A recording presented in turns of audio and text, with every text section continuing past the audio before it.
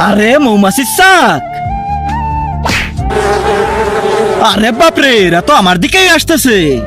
আরে তোমরা কে কোথায় আছো, জলদি আসো একটু।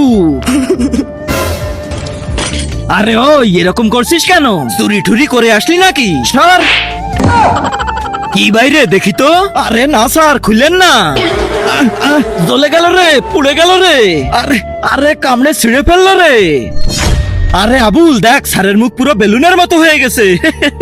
এই চুপ ছোটন, তুই তো আগেই বলতে পারতি।